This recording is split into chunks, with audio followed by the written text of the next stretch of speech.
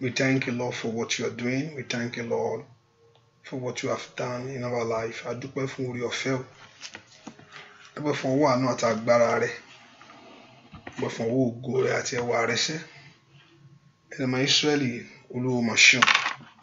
We thank you. A gbé ọ̀gá fún oore ọ̀fẹ́ yìí. A gbé ọ̀gá ẹ ká dúpẹ́ lọ́wọ́ Jésù sẹ́ fún oore ọ̀fẹ́ tó fún wa o. Ọba tí òjòjú tì wá. Ẹni tó ń pa ọmọ ẹni tó ń dá ọ sí ni. Aláàbò ayé wa ni. Olùpamọ́ wa ni. Ẹ jẹ́ ká dúpẹ́ lọ́wọ́ Jésù ká dúpẹ́ lọ́wọ́ rẹ̀ fún oore ọ̀fẹ́ àtàánú tá a rí gbà lọ́wọ́ rẹ̀ sẹ́. Ọlọ́run ó mà ṣeun. Owó tó pọ̀ nígbà tá agbára ìwọ la fi gbogbo yìí fún. Ìwọ la fi gbogbo ìyìn fún. A gbé ọ̀gá fún oore ọ̀fẹ́ ìwọ Ọlọ́run lórí ayé wa gbogbo. A yìn ọ́ lógo fún ọwọ́ agbára ìwọ Ọlọ́run.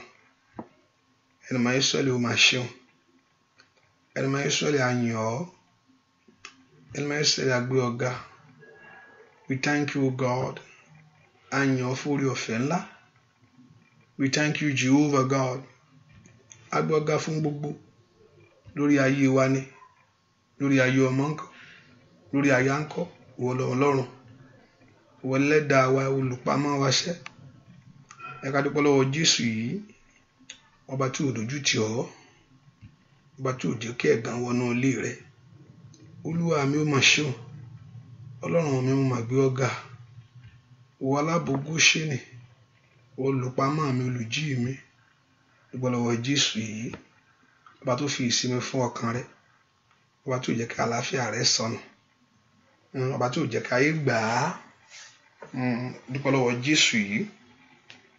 Ọlọ́run mi ó mà ṣeun. Kí ni fi san orí rẹ bàbá?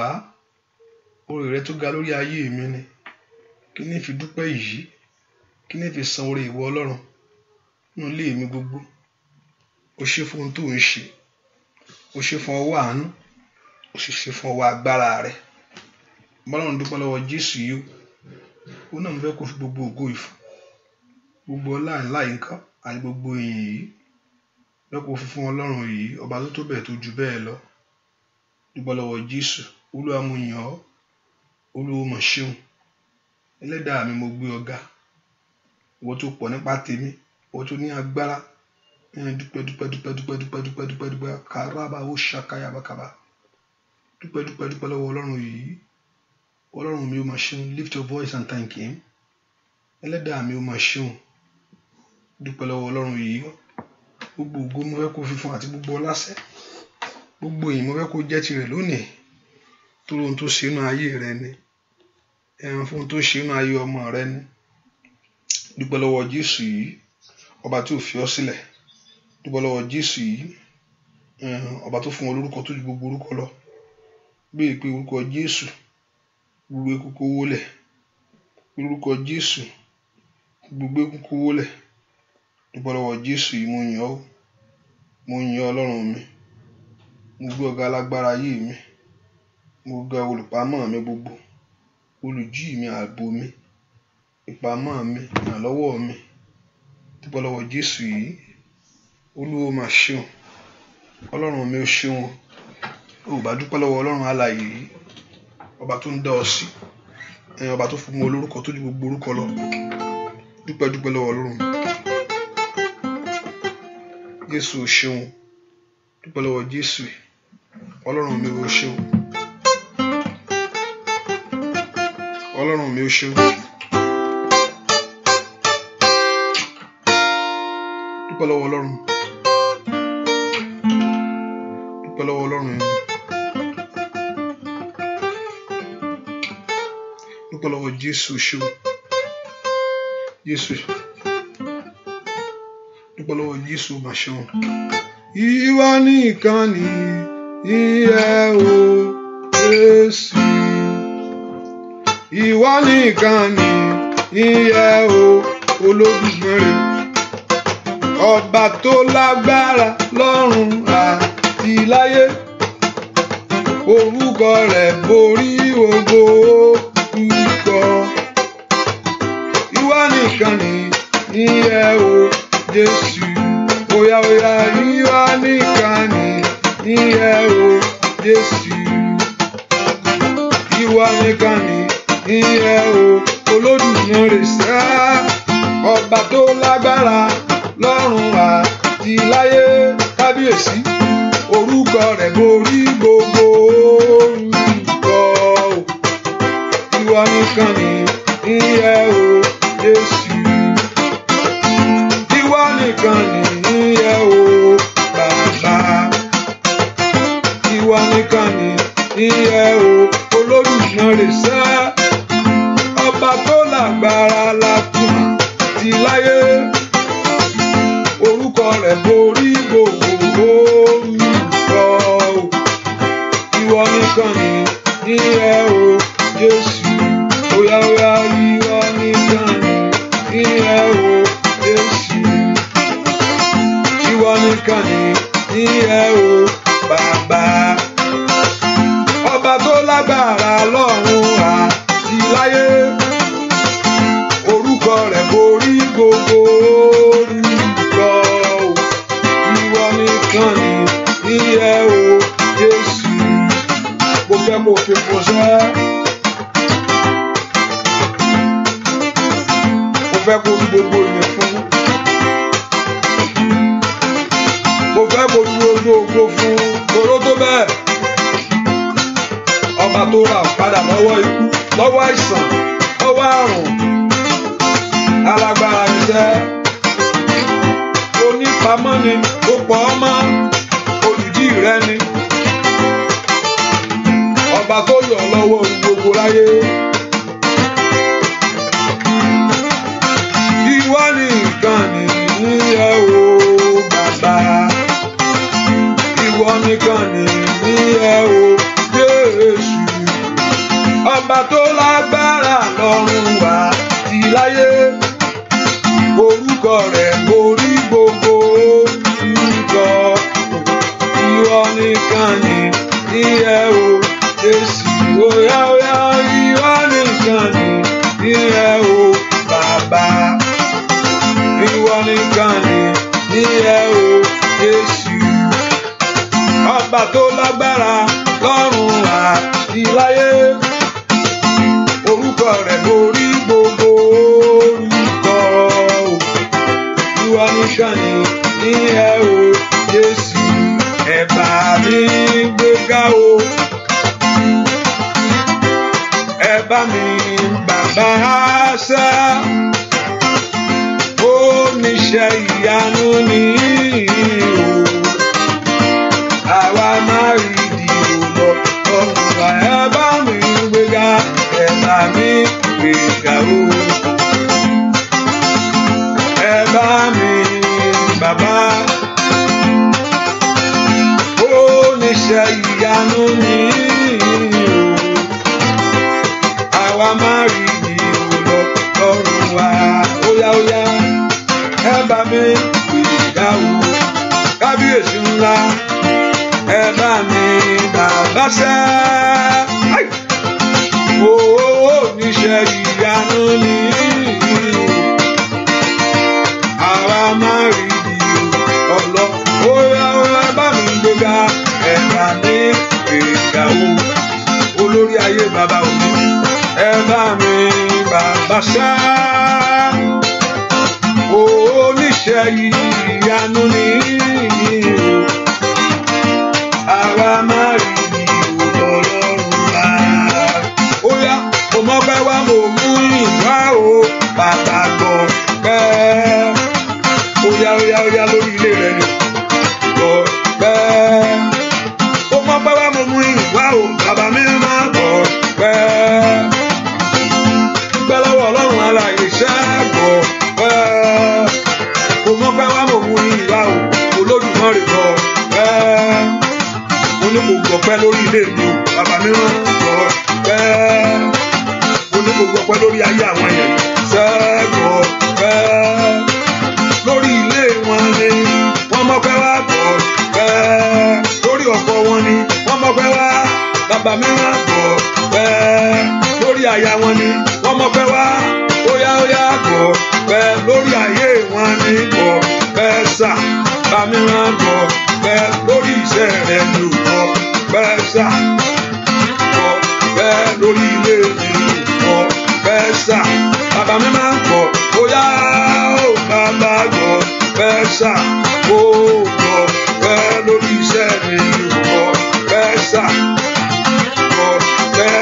ilé mi ni ò kọ́ fẹ́ sà óyá kọ́ fẹ́ lórí iṣẹ́ rẹ ni ò kọ́ fẹ́ sà óyá kọ́ ó lórí ilé mi ni kọ́ fẹ́ sà kọ́ lórí ìrìnàjò rẹ láyé kọ́ fẹ́ sà bàbá kọ́ fẹ́ lórí ọkọ rẹ ni ò kọ́ fẹ́ sà kọ́ bàbá mi máa kọ́ ó kọ́ lórí iṣẹ́ rẹ lórí òkọ́ kẹsà kọ́ bẹ́ẹ̀ lórí ilé rẹ ní òkọ́ ó yá tuntun sáàgbọ̀ mo mọ́pẹ́ wá mo mú ìgbà ò bàbá gbọ́ bẹ́ẹ̀ bàbá mi máa Olódùmarè gbọ́ bẹ́ẹ̀ alágbára onífẹ̀ẹ́ jùlọ bàbá mi máa gbọ́ bẹ́ẹ̀ ó yá mo mọ́pẹ́ wá mo mú ìgbà ò lódùn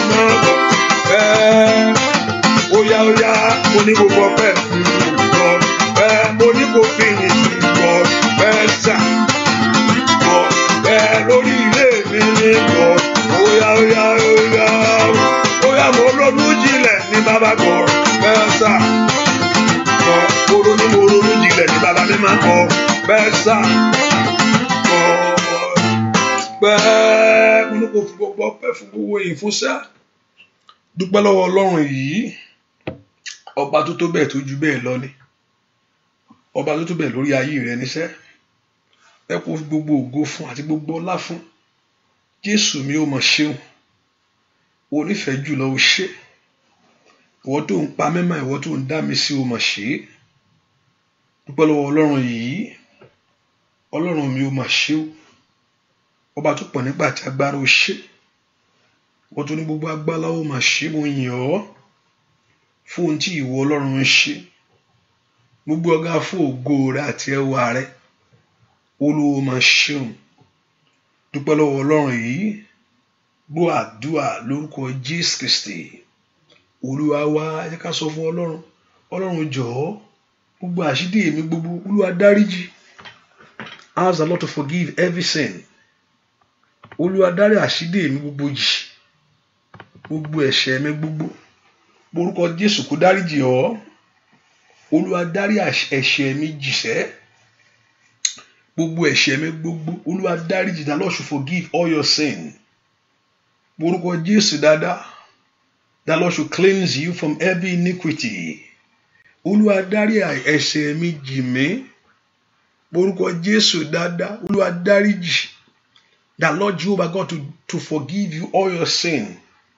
Olúwa dáríjì mí o ẹ̀jẹ̀ Jésù wẹ̀ mí lónìí ẹ̀jẹ̀ Jésù wẹ̀ ẹ̀ṣẹ̀ mi ask the Lord the blood of Jesus to wash away your sin all your iniquity all your trespasses all your sin before the Lord orúkọ Jésù tó bá yẹ pé ẹ̀ṣẹ̀ mi ni Olúwa dáríjì if it's your sin the Lord should forgive tó bá jẹ́ ẹ̀ṣẹ̀ mi ni Olúwa dáríjì tó bá jẹ́ ẹ̀ṣẹ̀ mi ni Olúwa rántí Calvary tell the Lord tó bá pẹ́ ẹ̀ṣẹ̀ mi ni if that's your sin that is holding you Lord remember Calvary o God Olúwa rántí Calvary lóhun tó ṣe lórí Calvary nítorí tèmi ask the Lord to cleanse you from every iniquity dárí gbogbo àṣírí mi jì mí tó bá pẹ́ ẹ̀ṣẹ̀ mi ló ń dí mi lọ́wọ́ bàbá ló ti ẹ̀jẹ̀ rẹ if that your sin is one delaying you from God's glory from God's blessing ask the Lord Olúwa ró ti ẹ̀jẹ̀ rẹ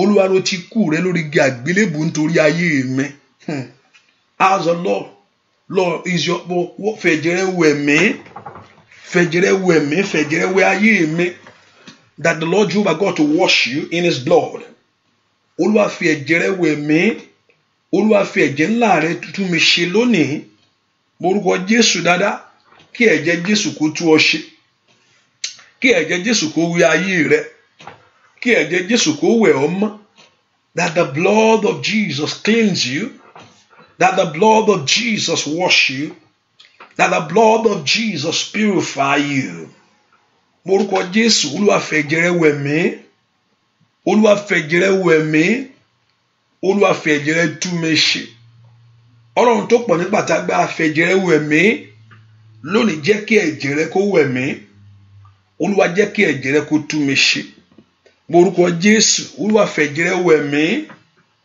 Olúwa fẹ̀jẹ̀ rẹ̀ tú mi ṣe. Ẹ̀jẹ̀ rẹ̀ jó sọ mí dọ̀tun. Ẹ̀jẹ̀ rẹ̀ jó wẹ ọkàn mi mọ́. Ẹ̀jẹ̀ rẹ̀ kó rà mí padà.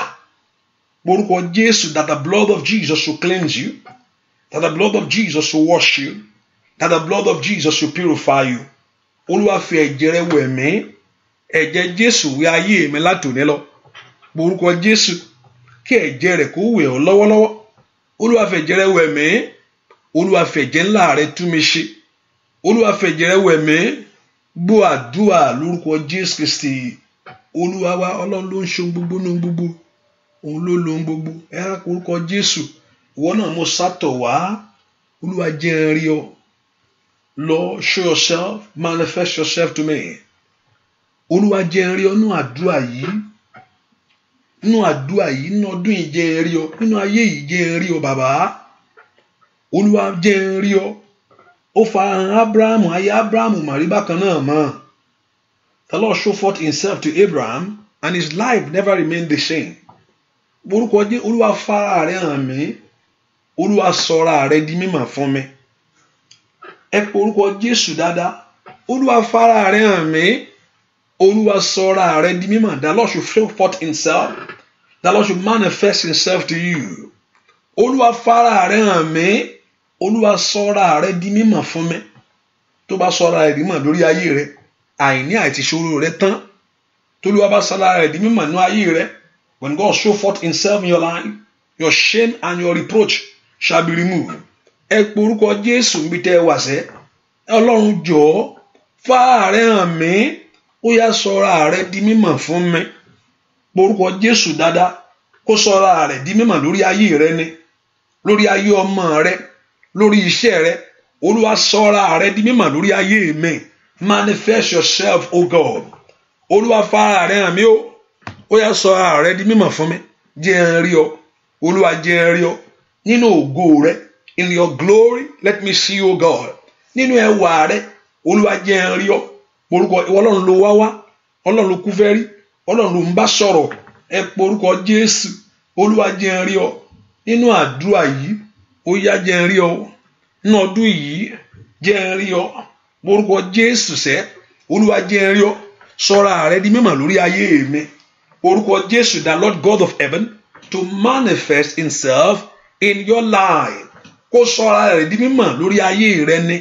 Ẹ pe orúkọ Jésù mi tẹ́ wà sẹ́. Olúwa sọra rẹ̀ di mímọ̀ lórí ayé mi.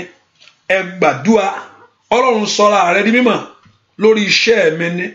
Olúwa sọra rẹ̀ di mímọ̀ fún mi lónìí. Orúkọ Jésù mi tó wà sẹ́. Kí Ọlọ́run kó sọra rẹ̀ di mímọ̀ lórí ayé rẹ. Olúwa sọra rẹ̀ di mímọ̀ lórí iṣẹ́ mi. Bàbá jẹ́wọ́ agbára rẹ̀ lórí ayé mi o. Bàbá jẹ́wọ́ agbára. That Lord to manifest himself, manifest his power. Níbi tó wà yẹn. Olúwa sọra rẹ̀ di mímọ̀. Orúkọ Jésù, Olúwa sọra rẹ̀ di mímọ̀ lórí ayé mi. Jẹ́ kí ayé mọ̀ pé mo ní ọ. Orúkọ Jésù. Jẹ́ kí ayé mọ̀ pé o ní Ọlọ́run. Olúwa kó sọra rẹ̀ di mímọ̀ lórí ayé rẹ ni. Ask the Lord to manifest himself. Ask the Lord to manifest his power. Olúwa sọra rẹ̀ di mímọ̀ lórí ayé mi. Orúkọ Jésù mi tó wà sẹ́. Olúwa sọra rẹ̀ di mímọ̀ lórí iṣẹ́ mi. Mo sátọ̀ wá bàbá. Olúwa gbà mí. Ask the Lord to save you. Olúwa gbà mí. Orúkọ Jésù. Orúkọ Jésù. Ó yá ó yá ó yá ó yá ó yá. Orúkọ Jésù dáadáa. Olúwa sọra rẹ̀ di mímọ̀ lórí ilé mi ní gbogbo. Lórí ayé ọmọ mi ní. Orúkọ Jésù sẹ́. Olúwa sọra rẹ̀ di mímọ̀ ní gbogbo ọ̀nà mi. Gbọ́ àdúrà lórúkọ Jésù Kristi. Olúwa wa. Ìṣẹ̀lẹ̀ ìyanu ayọ̀. Ìṣẹ̀lẹ̀ ìyanu ayọ̀. Ìṣẹ̀lẹ̀ ìyanu ayọ̀. Ní mo retí lọ́jọ́ gbogbo. Ìṣẹ̀lẹ̀ ìyanu ayọ̀. Jẹ́ kó ṣẹlẹ̀ láyé mi. Ìṣẹ̀lẹ̀ ìyanu ayọ̀. Ìṣẹ̀lẹ̀ ìyanu ayọ̀. Ní mo retí lọ́jọ́ gbogbo. Ìṣẹ̀lẹ̀ ìyanu ayọ̀. Jẹ́ kó ṣẹlẹ̀ láyé mi. Ìṣẹ̀lẹ̀ ìyanu ayọ̀. Ìṣẹ̀lẹ̀ ìyanu ayọ̀. Ní mo retí lọ́jọ́ gbogbo. Ìṣẹ̀lẹ̀ ìyanu ayọ̀. Jẹ́ kó ṣẹlẹ̀ láyé mi. Ìṣẹ̀lẹ̀ ìyanu ayọ̀. Ìṣẹ̀lẹ̀ ìyanu ayọ̀. Ní mo retí lọ́jọ́ gbogbo. Ìṣẹ̀lẹ̀ yanu ayọ̀, ìṣẹ̀lẹ̀ yanu ayọ̀, jẹ́ kó ṣẹlẹ̀ láyé mi o. Ó yá bèèrè lọ́wọ́ Ọlọ́run alààyè. Ó dìde kó ṣẹlẹ̀ lórí ilé rẹ. Ìṣẹ̀lẹ̀ pé ayé rẹ ti dára sẹ́, pé iṣẹ́ yẹn ti bọ́ sí. Lórí ọmọ, lórí iṣẹ́. Ó ìṣẹ̀lẹ̀ yanu ayọ̀, ìṣẹ̀lẹ̀ yanu ayọ̀, níbo rẹ ti lọ́jọ́ gbogbo. Ìṣẹ̀lẹ̀ yanu ayọ̀, jẹ́ kó ṣẹlẹ̀ láyé mi. Ìṣẹ̀lẹ̀ yanu ayọ̀, ìṣẹ̀lẹ̀ yanu ayọ̀, níbo rẹ ti lọ́jọ́ gbogbo. Ìṣẹ̀lẹ̀ yanu ayọ̀, jẹ́ kó ṣẹlẹ̀ láyé mi. Ìròyìn ayọ̀ ni mo gbọ́ létí mi, tèmi á dára, tèmi kò ní ìṣòro ṣe. Mo gbọ́ o ìrò óyá óyá mo ní kí ló gbọ́ sẹ́.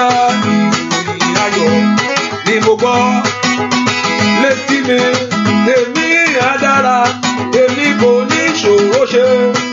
Mo gbọ́ o ìròyìn ayọ̀ nínú ọdún 2019. Ìròyìn ayọ̀ ni mo gbọ́ létí mi, tèmi á dára, tèmi kò ní ìṣòro ṣe. Mo gbọ́ o óyá kí ló gbọ́ lórí ọmọ rẹ ni mo wí. Óyá ò ìròyìn ayọ̀ ni mo gbọ́ létí mi, tèmi á dára, tèmi kò ní ìṣòro ṣe. Mo gbọ́ o óyá lórúkọ Jésù. Ìròyìn ayọ̀ ni mo gbọ́ nínú etí mi, tèmi á dára, tèmi kò ní ìṣòro ṣe. Mo gbọ́ o óyá lórí ohun tó retí láyé. Ìròyìn ayọ̀ ni mo gbọ́ létí mi, tèmi á dára, tèmi kò ní ìṣòro ṣe. Mo gbọ́ o ìròyìn ayọ̀. Ẹ porúkọ Jésù. Ògo Ọlọ́run di mímọ̀ nínú ayé mi lónìí. Let the glory of God manifest in your life. Ìbùkún Ọlọ́run di mímọ̀ nínú ayé mi. Oore gbogbo, oore Ọlọ́run di mímọ̀ nínú ayé mi. Ọ̀ǹtí táyé bá rí, Olúwa kò ṣe ọ̀rẹ́ inú nìkan. Orúkọ Jésù kó di mímọ̀ nínú ayé rẹ ni. Ògo Ọlọ́run àti ẹwọ Ọlọ́run lónìí. Ó yá di mímọ̀ nínú ayé mi. Ìwà gbá dín lọ́wọ́, ìwà gbá dín nẹ́ni. Ẹ gbọ́ ọ̀rọ̀ Olúwa. Ó yẹ wọlé. Ẹ porúkọ Jésù. Kí ògo Ọlọ́run kó di mímọ̀ lórí ayé rẹ. Sọ fún Ọlọ́run lọ́wọ́ bí tó wà yẹn. Ògo Olúwa di mímọ̀ nínú ayé mi. Porúkọ Jésù. Ògo Ọlọ́run di mímọ̀ lórí ayé àwọn ọmọ mi. Ask the Lord that the glory of God to manifest in your life. Porúkọ Jésù mi tó wà sẹ́. Kí ògo rẹ̀ àti ẹwà rẹ̀ àti ìbùkún rẹ̀ kó di mímọ̀ nínú ayé rẹ ni. Ẹ porúkọ Jésù. Ó yá. Ògo Ọlọ́run, ẹwọ Ọlọ́run, ìbùkún Ọlọ́run, oore Ọlọ́run, ògo Ọlọ́run ní orúkọ Jésù. Ó yá di mímọ̀ nínú ayé mi. Ẹ porúkọ Jésù. That the glory of God to manifest in your life. Porúkọ Jésù dáadáa. Olúwa jọ̀ọ́ jẹ́ kí ògo rẹ àti ẹwà rẹ àti ìbùkún rẹ. Porúkọ Jésù. Rita telebo kafayabo. Linteraba ushantalabo. Rikatalabo kapa. Porúkọ Jésù dáadáa mi tó wà sẹ́. Kí ògo Ọlọ́run àti ẹwà rẹ, ìbùkún Ọlọ́run kó di mímọ̀ lórí ayé rẹ. Olúwa jẹ́ kí ògo rẹ àti ẹwà rẹ sẹ́ kó di mímọ̀ lórí ayé mi. Àní kó gbàdúrà mi tó wà. Ògo Ọlọ́run àti ẹwà rẹ ní orúkọ Jésù. Ó yá di mímọ̀ lórí iṣẹ́ mi. Ògo Ọlọ́run àti ẹwà rẹ ó yá di mímọ̀ nínú ayé àwọn ọmọ mi. Orúkọ Jésù. Kó di mímọ̀ nínú ayé aya. Orúkọ Jésù. Kó di mímọ̀ lórí iṣẹ́. Ògo Ọlọ́run àti ẹwà rẹ. Ọmọ Ọlọ́run lanu kó gbàdúrà. Ó bá wí tiẹ̀ fọ́lọ́run lọ́wọ́ báyìí pé ògo rẹ̀ àti ẹwà rẹ̀ ní orúkọ Jésù ní gbogbo ọ̀nà rẹ láyé. Ó yá kó di mímọ̀ lórí iṣẹ́, kó di mímọ̀ lórí ọmọ, kó di mímọ̀ ní orúkọ Jésù. Ó yá lórí ìdáwọ́lé mi gbogbo. Ó yá kó di mímọ̀. Let the glory of God to manifest in your life. Let the glory of God to manifest in your home. Ìwọ ògo Ọlọ́run àti ẹwà rẹ̀, ìbùkún Ọlọ́run ní gbogbo ọ̀nà. Ó yá di mímọ̀. Orúkọ Jésù. Mo ní kó di mímọ̀. Ó yá kó di mímọ̀ Borúkọ Jésù sẹ́, ó yá kó di mímọ́. Ògo Ọlọ́run àti ẹwọ Ọlọ́run kó di mímọ́ nínú ayé rẹ. Ẹ porúkọ Jésù.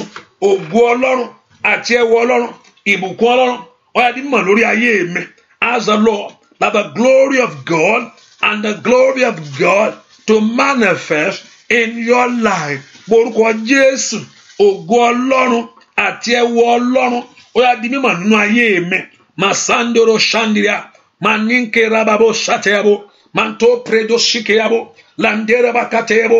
Open your heart and pray. Kí ògo Ọlọ́run àti ẹwọ Ọlọ́run ní orúkọ Jésù kó di mímọ́ nínú ayé mi. Ìwọ ògo Ọlọ́run àti ẹwọ Ọlọ́run, ìbùkún Ọlọ́run, ògo Ọlọ́run, ẹwọ Ọlọ́run di mímọ́ nínú ayé mi. Bẹ́ẹ̀ ni ó sì rí láì lórúkọ Jésù Kristi. Olúwa wá orúkọ Jésù. Olúwa ṣe mí lóore ní ọdún yìí. Orúkọ Jésù kó ṣe ẹ́ lóore ńlá. The Lord should do you good this year. Lord, do me great this year. Olúwa ṣe mí lóore ní ọdún yìí. Bẹ́ẹ̀ kó porúkọ Jésù. Kí Ọlọ́run kó ṣe ọ́ lóore ní ọdún yìí. Jẹ́ kí ire kàn mí ní gbogbo ọ̀nà. Olúwa, do me good, do me great this year.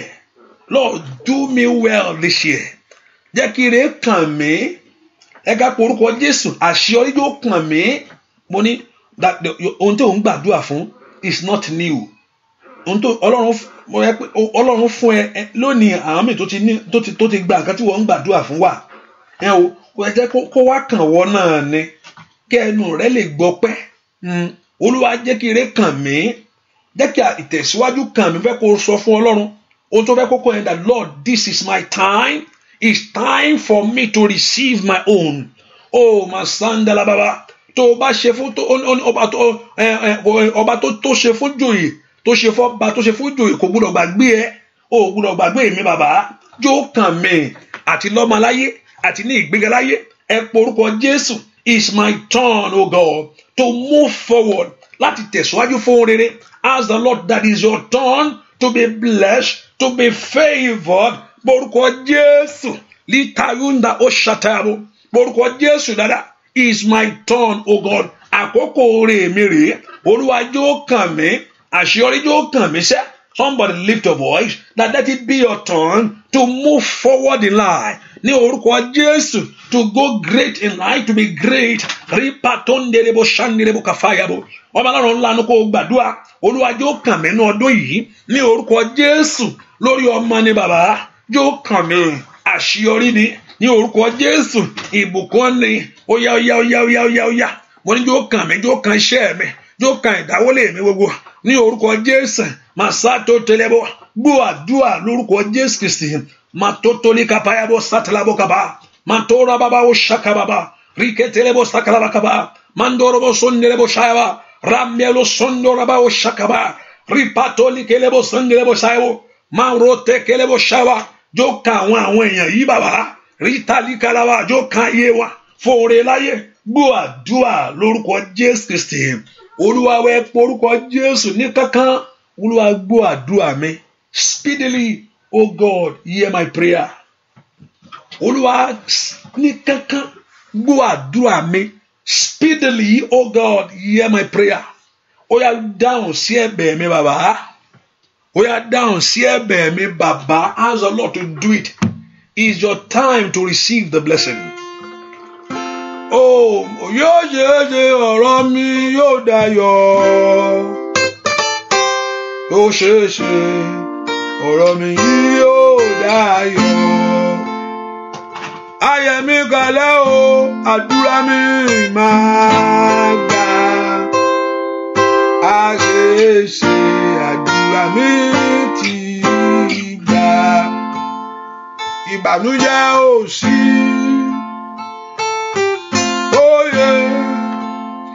Àṣẹ tí ó sí torí mo ní Jésù. Àṣẹ àdúrà mi ti gbà. Ayé mi ń kalẹ̀ o, àdúrà mi ti gbà. Yóò dára fún mi o, àdúrà mi ti gbà o. Àdúrà fún mi, àdúrà mi máa gbà o. ayé mi kalẹ̀ o àdúrà mi kì í ti gbà o ìyàlójẹ́ ò sí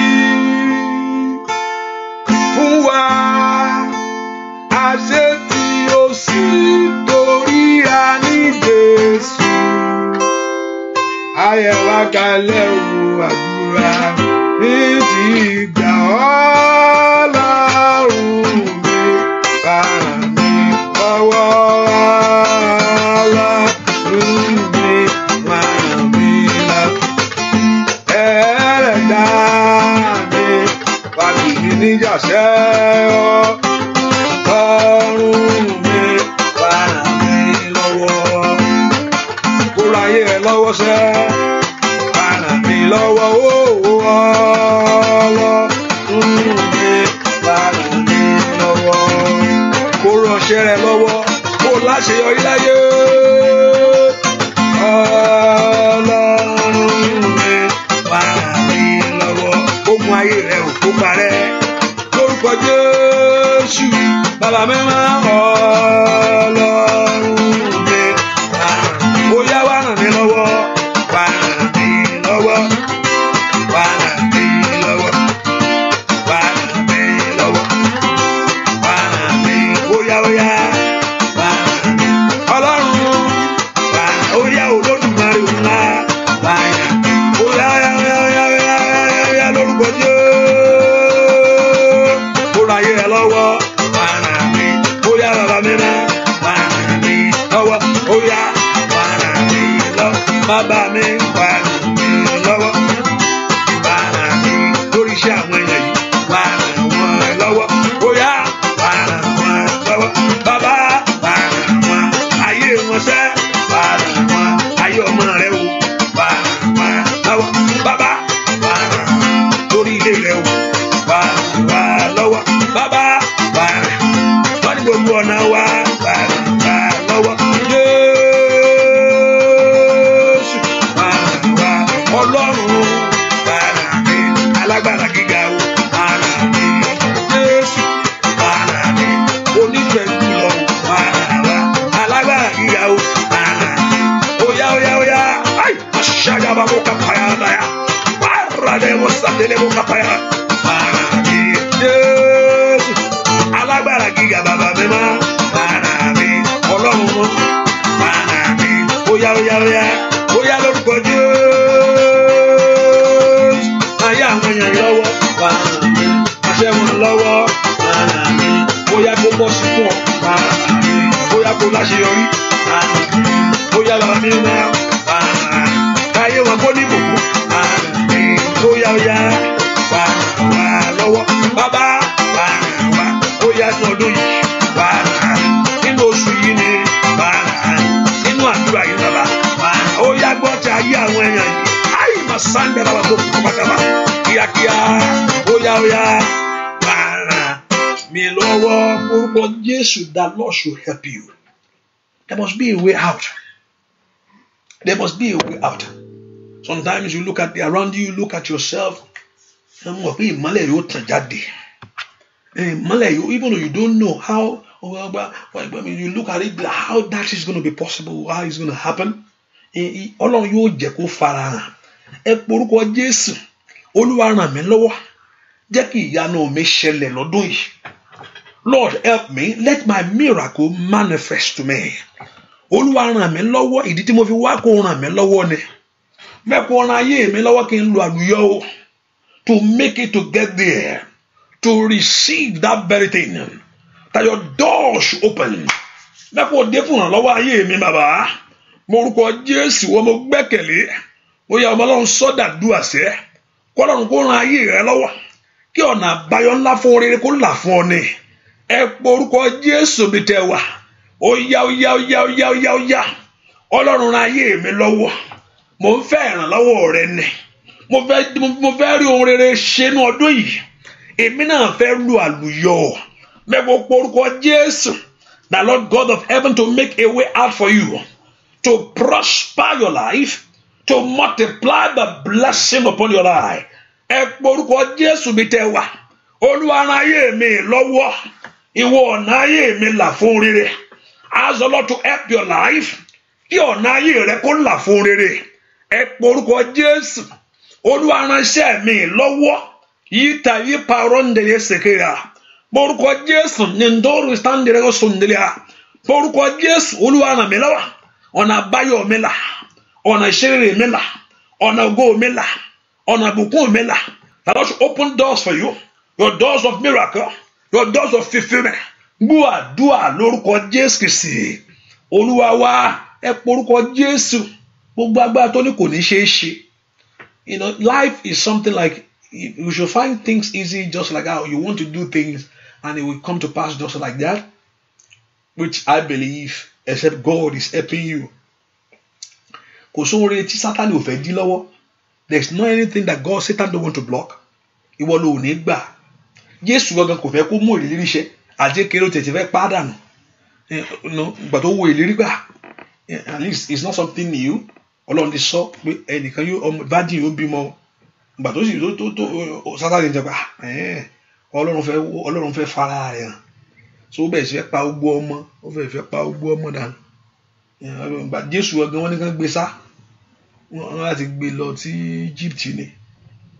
Tó Sátánì rí ògo rẹ̀ kò fẹ́ kó ṣẹlẹ̀. Kò fẹ́ kó ṣẹlẹ̀. Even Sátánì gangan kò tẹ̀ fẹ́. Ó tó wá bá ó ní I can give this thing to you. You don't have to go to the cross and die. Because ó lè kọ tẹríba ohun tí Abraham fún ohun tí Adam fún wọn á fún ẹ easily wọn á fún ẹ torí Adam ló sign ẹ fún ló gbé fún Sátánì ló gbé fún Sátánì sọ okay mo lè fún ẹ aládé ayé yìí ni ọmọládé ayé o bí o sọ pé ọmọládé ayé wá sọ́dọ̀ mi kò ro nǹkan kan ṣe so ó ní pé tẹríba ò ní ìdíkó lọ tó bá sì ṣe tó kọ́kọ́ gbà bẹ́ẹ̀ àwa sì wà kò sí bá a ṣe lè ní ìgbàlá ọkàn torí bí rí pé láì sí ìtẹ̀jẹ̀sílẹ̀ kò sí ìràpadà ọkàn without shedding of blood there is no remission of sin so kò sí bọ́lọ́run sì lè ṣe tó fún olùkó tiẹ̀ fún padà kó gbà padà lọ́wọ́ ẹ̀ láì lọ sí Calvary àwa sì wà ìṣòwò láti lọ sí Calvary láti tẹ ìjẹ rẹ̀ sílẹ̀ ni somebody has to pay the price because God is a righteous God and he has to judge sin. If sin is sin, he has to judge it. And he has declared, remember, he has declared death. Only wọ́n ti kúkú ẹ̀mí, wọ́n kúkú ẹ̀mí right away. So God has to revive them, and God abide by his word. That's why he exalts his word more than his name. So once he declared the word out, so he has to abide by the word. So the only thing that can redeem it, us from it, is through the shedding of blood. So that's why Jesus Christ paid the price for us on the cross of Calvary, so we might have that life again. So ohun tí mo ń sọ ni pé Sátánì ò fẹ́ kí ìyẹn kó ohun rere kó ṣẹlẹ̀, kò fẹ́ kó ìlérí orí rẹ, ìlérí tọ́lọ́run ti sínú ayé ẹ, the promise that he has made for you, kò fẹ́ kó wá sí ìmúṣẹ. Ẹ ká pe orúkọ Jésù, gbogbo agbára tí ń di ìlérí ayé mi lọ́wọ́, every power holding the blessing, holding the promises of God over my life, delaying it, denying it, suppressing it, holding it down. Gbogbo agbára tó ń di ìlérí ìṣe lọ́wọ́ nú ayé mi, gbogbo agbára kágbára, gbogbo májẹ̀mú kí májẹ̀mú, gbogbo ohun ènìyàn, gbogbo ìṣe ènìyàn, gbogbo ipá ènìyàn, gbogbo àbá ènìyàn, gbogbo ète ènìyàn, gbogbo ọwọ́ òkùnkùn, gbogbo ohunkóhun ìdí ń di ìlérí Ọlọ́run lọ́wọ́, that is blocking away the blessing, that is blocking the glory of God. Gbogbo agbára tó ní pé kó wà bẹ́ẹ̀, gbogbo ipá tó ní pé ó tí o kò ní ṣẹlẹ̀, gbogbo májẹ̀mú kí májẹ̀mú ohunkóhun, gbogbo èèyàn kéèyàn tó fi ara rẹ̀ jì fún ìṣubú tàbí àṣetìnú ayé mi, fún ìdíwọ́, lónìí Olúwa palẹ̀ wọn wá. Let God begin to remove them. Rí-ta-ta-ta, ní-pa-tó, rí-pa-ọ̀rọ̀-stada. Gbogbo agbára tó sọ ẹ̀dùnkì inú ayé rẹ sẹ́, tí ò fẹ́ kó rọ́nà lọ, gbogbo ohunkóhun, gbogbo èèyàn tá a fi ṣe òkùnkùn ránú ayé mi, èyí tí ò fẹ́ kí n ṣe rere, ẹ porúkọ Jésù. Gbogbo agbára tí ò fẹ́ kí n ga, gbogbo agbára tí ò fẹ́ kí n débi ayọ̀ mi, ó yá ní orúkọ Jésù mo wá. Ríta tó lé abágáwá, ní orúkọ Olúwa ni mo wá, ní orúkọ Olúwa tó pọ̀ ní pàtàgbà, ní orúkọ Jésù. Gbogbo ekú kó wọlẹ̀, gbogbo ekú òkùnkùn, gbogbo ekú ọ̀tá lórí ayé mi, gbogbo ọkọ̀ wọ́ gbogbo adìrẹ lọ́wọ́ adìnà ẹni ní orúkọ Jésù gbogbo ajíògògbé abògójẹ́ àtẹ̀górì ní orúkọ Jésù gbogbo òkòwò gbogbo iṣẹ́ òkùnkùn àbá òkùnkùn gbogbo iṣẹ́ ìparí òkùnkùn ìtàdíṣẹ́nu ayé mi èyí tí ò fẹ́ kí n ró orere èyí tí ò fẹ́ kí n ró ògo èyí tí ò fẹ́ káwọn mi wọ bèrè lọ ó yá lórúkọ Jésù gbogbo agbára tí ò fẹ́ kí n jẹ́ èèyàn ó yá lórúkọ Jésù gbogbo májẹ̀mú èyí tí ń dí ayé mi lọ́wọ́ ẹ gbàdúrà Olúwa ṣe mọ́ṣẹ́ rí pàtó káyàbá ó máa yá kálíbó kápáyàbá rí pẹ́tó lékelébó ó yá gbogbo agbára náà kó bàjẹ́ gbogbo agbára ọ̀tá ní orúkọ Jésù ní àyíká àtàyídà mi gbogbo agbára òkùnkùn ní àyíkájí àdámẹ ní orúkọ Jésù in atmosphere around my life ní orúkọ Jésù èyí tí ò fẹ́ kí ìyanu ṣẹlẹ̀ nínú ayé àwọn èèyàn yìí èyí tí ò fẹ́ kó rọ́pẹ́dú ẹ pé orúkọ Jésù ó yá agbára náà kó wọlẹ̀ Olúwa tẹ̀lé agbára náà bá tẹ́bà agbára náà kó ṣègbé kó sọ agbára náà kó bàjẹ́ gbogbo agbára ọ̀tá gbogbo iṣẹ́ òkùnkùn ní orúkọ Jésù gbogbo ọwọ́ òkùnkùn lórí ayé mi èyí tí ò fẹ́ kí rí ìyanu náà dáadáa ṣàǹgẹ̀rẹ̀ bó kàfáyà bó orúkọ Jésù dára gbọ́ àdúrà lórúkọ Jésù Kristi Olúwa wa ẹ pé orúkọ Jésù Olúwa mú agbára tí ń dí ayé mi lọ́wọ́ kúrò that want to take away every power blocking your blessing. Ó yẹ kó ti ṣẹlẹ̀ ó yẹ kó ti rí kíní yẹn kò yẹ kó tún máa kò yẹ kó máa tiraka láti ní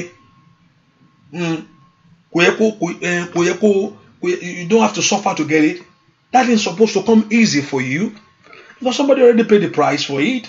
Christ paid the price on the cross of Calvary so that you may have life and have that life in abundance.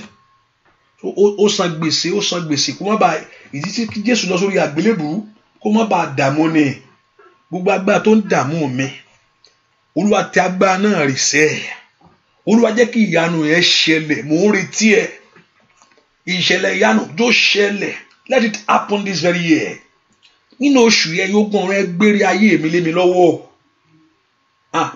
ẹgbérí àṣírí lé mi lọ́wọ́ that heaven to release to you ayé rẹ ọ̀pọ̀lọpọ̀ nǹkan tá a kì í ro ara wa ju bí tá a wà lọ you can do better than that.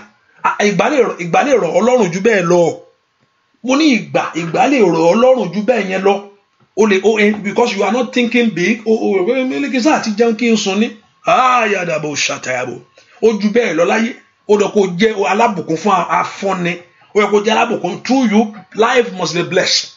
The Lord told Abraham, he said, through you, the family of the world, not only about him alone, it's through him that the family of the world shall be blessed. Ìwọ náà ó dá kí ìdílé rẹ kó gbórí òkè nítorí tiẹ̀. Manana sandro sandra. Ó dá kí ọ̀rẹ́ rẹ kó dá lábùkún fún torí nípasẹ̀ rẹ. Ó yá nípasẹ̀ rẹ ó yẹ kẹ́ ní orúkọ Jésù. Ó yá. Ó dá kí ọlá bàbá kó hàn lára rẹ. Gbogbo agbára tó ní kò ní ṣeé ṣe.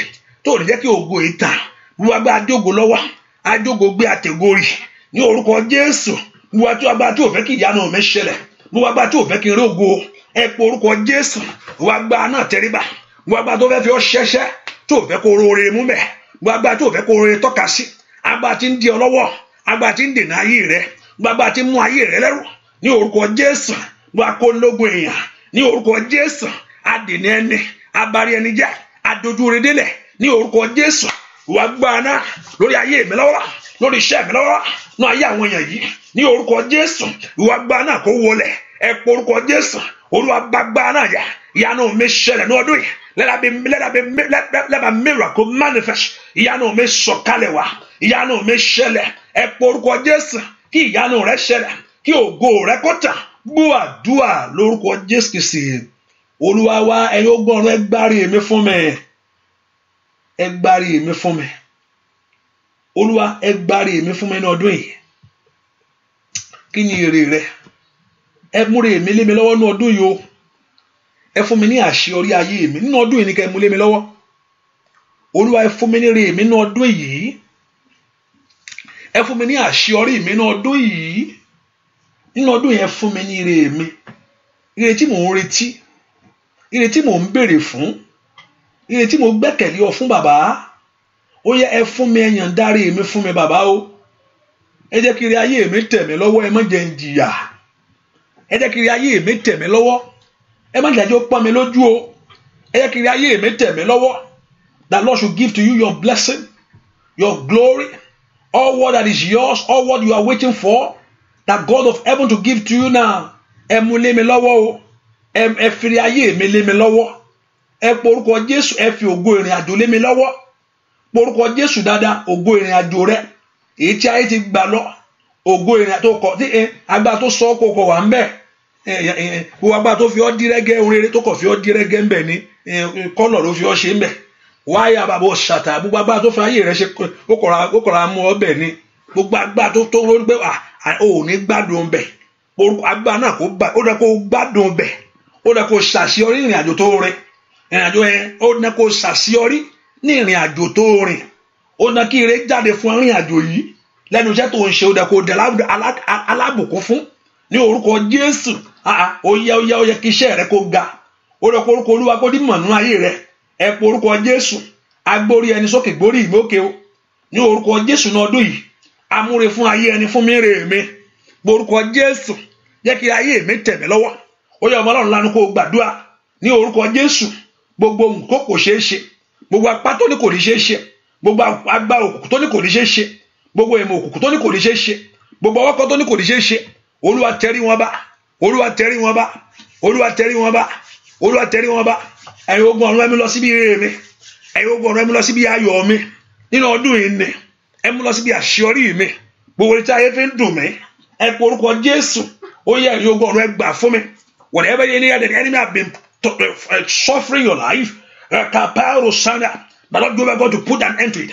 The Lord Jehovah God to bring your blessing to you. Ó dà kí Ọlọ́run kó fún ọ ní ire ayọ̀ rẹ o, ó dà kí Ọlọ́run kó fún ọ ní ire ògo rẹ, ó dà kí ẹwọ Ọlọ́run kó farahàn lórí ayé rẹ, ó dà kí orí rẹ kó ga fún rere sẹ́. Ẹ pe orúkọ Jésù. Olúwa fún mi ní ìbùkún mi ní ọdún yìí, Olúwa fún mi ní àṣeyọrí mi ní ọdún yìí. Ó dà kí ọwọ́ mi kó wá fún rere, ó dà kí ọwọ́ ìbùkún kó kàn mí, ó dà kí ọwọ́ ògo kó kan ayé mi, ó dà kí ọwọ́ ẹwà Ọlọ́run kó kan iṣẹ́ mi, ó dà kí ọwọ́ ìbùkún kó kan ilé mi. Mo orúkọ Jésù, ọwọ́ ìbùkún Ọlọ́run kó kan ilé rẹ, kó kan iṣẹ́ rẹ. Gbọ́ àdúrà lórúkọ Jésù Kristi Olúwa wa. Ẹ gbọ́ orúkọ Jésù, talk to God. Ìbéèrè mi jó wá kankan, ìbéèrè mi, èsì mi jó wá lórí ìbéèrè mi. Yóò dára fún mi, yóò dára fún mi o. Bọ́tà mi fẹ́, bọ́tà mi kọ̀ o. Yóò dára fún mi. Wọ́n bá gbẹ́bọ lóru, wọ́n bá gbé lọ́sàn-án, wọ́n bá sọ̀rọ̀ òdì jáde. Wọ́n ti mọ̀ pé èmi pa láṣẹ ni pé yóò dára fún ọ, yóò dára fún mi, yóò dára fún mi o. Bọ́tà mi fẹ́, bọ́tà mi kọ̀, yóò dára fún mi. Lórúkọ Jésù, bàbá mi máa yóò dára fún mi. Ó di dandan sẹ́.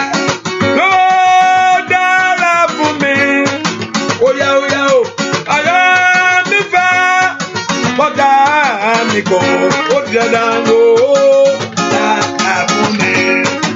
Ó di dandan kó dára fún ọ̀nà ayé yìí. Ó di dandan kí àdúrà rẹ kó gbà. Ó di dandan kí ayé rẹ kó rí ìyanu. Ó di dandan kó ṣeré nínú ayé. Ayọ̀ ọ̀sán ni àkàtà yàdàbà. Orúkọ Olúwa ilé ìṣú agbára ni o. Ó ti sáwọ̀nù rẹ̀. Ó dẹ̀ kó là ọ́, ó dẹ̀ kó bà ọ́ tọmọtọmọ. Bọ́tà rẹ fẹ́, bọ́tà rẹ kọ̀ o. Yóò dá, ó yá lórúkọ Jésù. Bàbá mi yóò dára fún mi. Bàbá yóò dára fún mi o. Lórúkọ Jésù. Bọ́tà mi fẹ́, bọ́tà mi kọ̀. Bàbá mi máa yóò. Jésù mo wí. láyé bàbá o. Lórúkọ Jésù mo sọ, ó ayé rẹ kó gbáre nínú àdúrà ẹ̀kọ́ Ọlọ́run kó ṣe tiẹ̀ kankan. Ọ̀nà àbáyọ rẹ kó là yàyé rí. Ọ̀nà ògo rẹ kó ṣí sílẹ̀ fún rẹ láyé. That your blessing to overflow, that glory to manifest. In every area that you're trusting God, I command the blessing of God to rest upon you. In the name of Jesus. Oh yeah, but damn me back, but damn me go. Oh yeah, yo, oh yeah, me. Oh yeah, lórúkọ Jésù. But damn me back, but damn me go. Oh yeah, lórúkọ Jésù sọ bẹ́ẹ̀. But damn me back, but damn me go. Baba, oh da, àṣẹ Ọlọ́run ni lórúkọ Jésù mo wí sẹ́. But damn me back, but damn me go. Oh da, àkúnmi. Oh yeah. But damn me back, but damn me go. Baba mi máa yo. Oh yeah, da, àkúnmi. Oh yeah, lórúkọ Jésù. But damn me back, but damn me go. Oh yeah, lo. Oh da, àkúnmi. Oh yeah. But damn me back, but damn me go. Oh yeah, yo. Oh da, àkúnmi.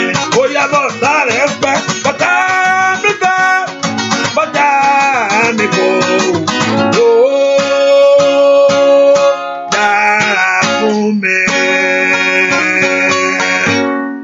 Bọ́kàn gbọ́ lórí ìrẹsẹ̀ ìwọ orí mi sẹ́ o.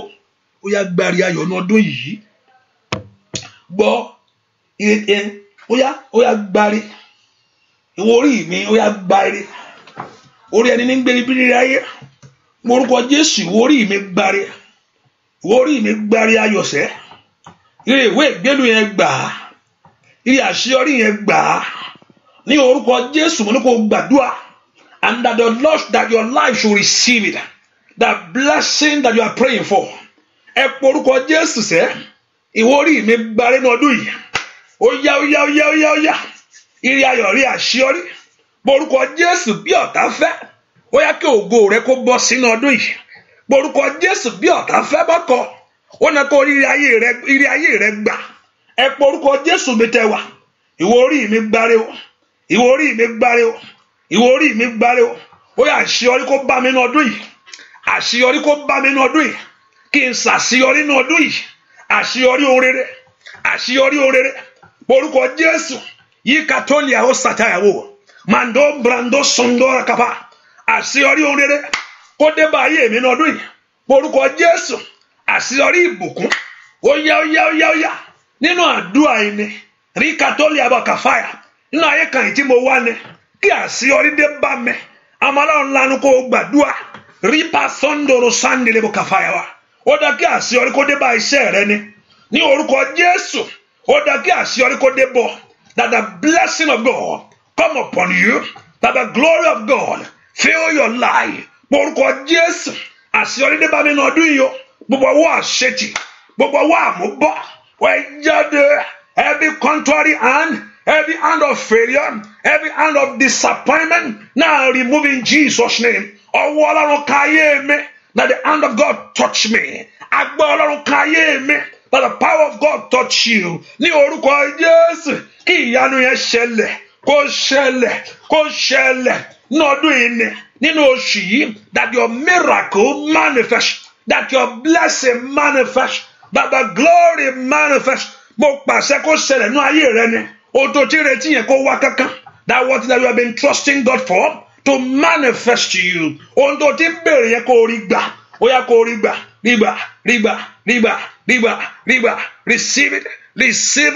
Receive it in the name of Jesus. Receive it in the name of Jesus.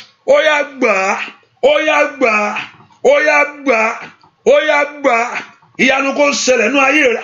Ògo kó bú jáde. Ìyanu kó ṣẹ nínú ayé rẹ. Ẹwà kó fara. Ìyanu kó ṣẹ nínú ayé rẹ. Ọwọ́ Ọlọ́run kó kàn án ní orúkọ Jésù. Ẹ̀mọ́ kó ra ayé rẹ padà lọ́wọ́ ẹbí ènìyàn. Ní orúkọ Jésù. Lọ́wọ́ ọ̀tá ayé. Kọ́lọ́run kó gbọ́ ní orúkọ àmì ọ̀tún fún rẹ. k'Olúwa kó sàṣẹra òjò kí ń rọ̀ kó mọ́ rí pasẹ̀ rẹ̀ àdúrà yìí kó rí pasẹ̀ ìyanu Ọlọ́run. I said lórúkọ Jésù, see the manifestations of God's power in this prayer. Let God say to you, you will not do it in vain. O ní wí lásán, o ní sọ lásán.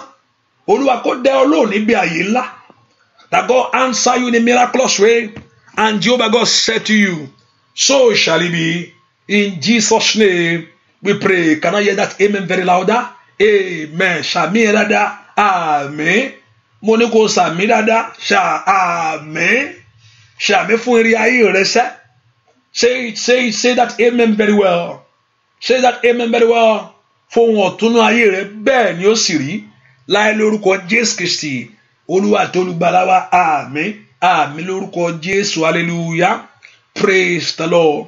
Ẹ ká fi sọ́kàn pé àdúrà ìtẹ̀síwájú ní àárọ̀, which is 1 a.m. my time, 1 a.m. my time, which is 6 a.m. London time. Again, in Yoruba section, I can interpret for you are there. So, and also tomorrow we start our prayer in the morning again, 1 a.m. to 1 a.m. And also we start 6 a.m. another section. So we go from 6 a.m. So from there, let's see how we. So let's start from 6, from 1, 6, and from that 6 we know we move on to the next one. Also, and I believe the Lord God, Jehovah God, will answer your prayer. Say in Jesus' name. And also, I encourage you, when you are here, make sure you share it. Make sure you be a blessing by sharing that prayer to others. Hallelujah.